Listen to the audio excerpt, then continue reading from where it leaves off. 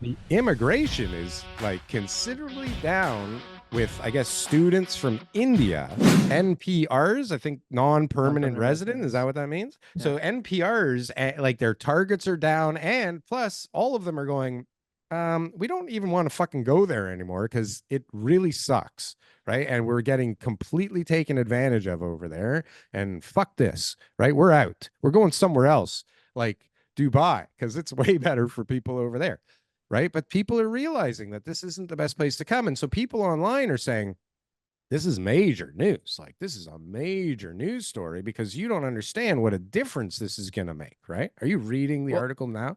yeah. So I want to know the numbers. So what they're saying is they're reducing it from 6.2 down to 5%, which is the share of temporary residents of the population. But they don't actually give the number. And so what it means is, maybe they still bring in the exact same amount of temporary residents, right? And that they just create more opportunities for permanent residency, right? So at the end of the I don't day, know they what want they're going to people, do. because what it is the issues that they've got is they've got people who come here and then leave. And they're like, well, what the heck, man? We gave you a chance to come here, and then you worked, you drove Uber for 3 years, and then you left. What did you do for us? They want Mm-hmm. people to start a life, to build a business, to start a family. They want that type of stimulation. But you need to make it so people want to stay and build a family here. You can't make it so that they have to drive Uber the whole time, right? In their spare time after studying and going to school. You got all these guys right now that are complaining that they're being failed in their courses. And they're like, I paid 60 grand for this thing. You can't fail me. And the school's like, well, I mean, you fail. You didn't show And up. You were driving Uber all day long. well, I Why mean, did you even sign up for this course at John Rhythm's Academy for those inclined to for use their hands? drummers, right? But this is the thing, and you see videos on all the social media platforms of people saying like, "Come here, and we'll give you a loan, and we'll do this for you, and we'll bring you in, and we'll give you a fee, and you'll make money by coming here, and we'll give you a job, and everything will be beautiful. You'll have a Sounds like a bed." realtor, Well, it probably is a real or right? was That a guy's got his real. realtor at He's got a some real point. estate license too, He's connected with a realtor for sure, for sure. somewhere on the Referrals. chain, Yeah. right? Yeah. Mortgage broker, realtor. But this is what's happening, and so people think that they're coming to something good, and then they get here and they're like, I can't do this. This doesn't work. This isn't what I was promised, and I don't know what happens next because they're here. Like how they can't possibly have money to go back. The plan was to build a real estate empire. But this is the thing that people don't understand. I mean, I was talking to somebody from Iran, and he was telling me about the revolution back in 1979 and how only the richest people left, and that the richest people had properties all over the world. And then in the Engineers, 80s, they're if you all had in money, Toronto. then you're able to leave a little bit earlier. And as time went on, more and more people were leaving and stuff like that too. So I know that a lot of the people that we're seeing come here were like, oh man, they're very like, down on their luck or whatever like that. But the ones that I talk to, at least, and got my sample pool of people is completely distorted. So everybody knows that. But Yeah, these aren't the poorest of the billionaires. poor people coming from the countries that they're coming from. They own land, their family owns properties, they have, long, standing connections for different types of, maybe politics or government sort of agencies, maybe a business, that kind of stuff. Maybe a So the people, cartel. whatever it is, but the people Yeah, have those type of connections. So when you say like, whoa, they can't just go back, like a lot of them can. they can. A lot of them have an option to go back. They choose to be here. They want to be here, and that they've got maybe skill sets, education, whatever it is that they're going to try to use and to prosper from here because the opportunities there aren't as good. That's not Specifically who's coming in in India. now. How do They're you know? not. It's not the engineers What that, do you mean it's not the engineers? The only people I'm talking to are the engineers. that have come in recently. Yeah, the people who are coming in recently are the ones who have got a lot of under the federal skilled workers programs. They've got a lot of Mm. education. You're I don't talking about the think yours student is the. visa people. Well, You're that's not some talking of about permanent them. residents. You're talking about people who are temporary residences Refugees, who are coming under student students. visas and stuff like that. Yeah, I obviously those think there's people more of aren't them. Yeah. engineers yet. There's a No, ton of them. There's a ton of them. like way more than Well, they're going to the reduce pool the you're swimming in. share from 6.2 down to 5%.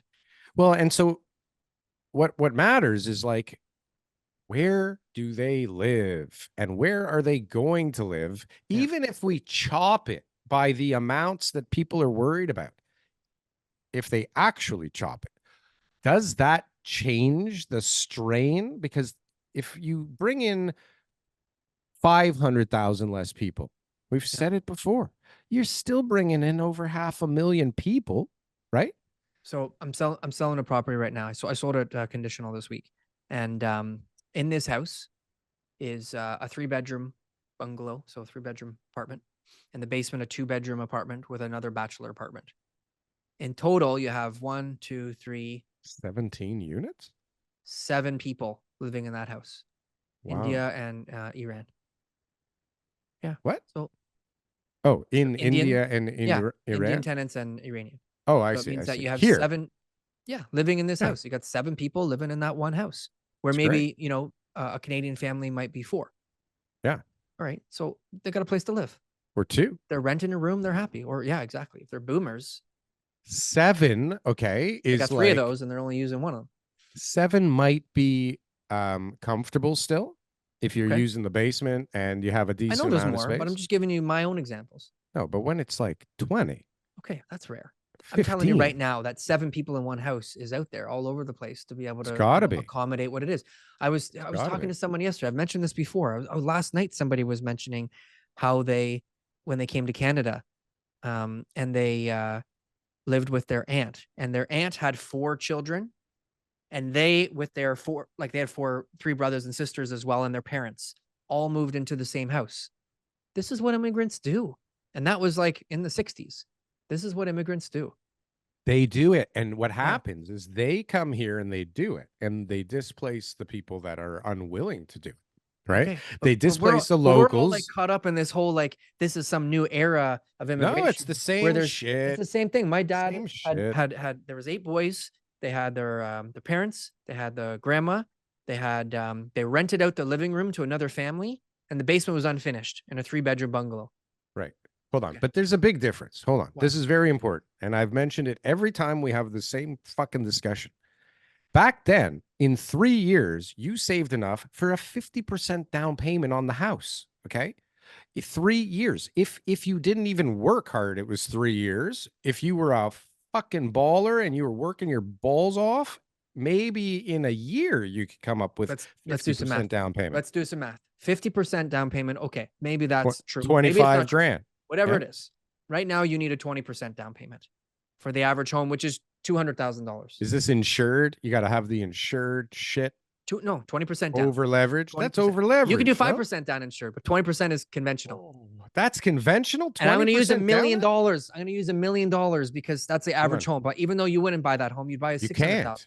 I made an offer this morning for a $600,000 2-bedroom stacked townhouse on a property, and it's a great house for someone to live in. But we won't even use that one. Lovely, yeah, that's great. That makes it too easy. We'll do $1 million.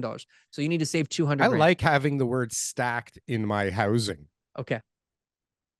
You need to think about this. So now, if you live in a home with your family, you have no expenses. Stacked home.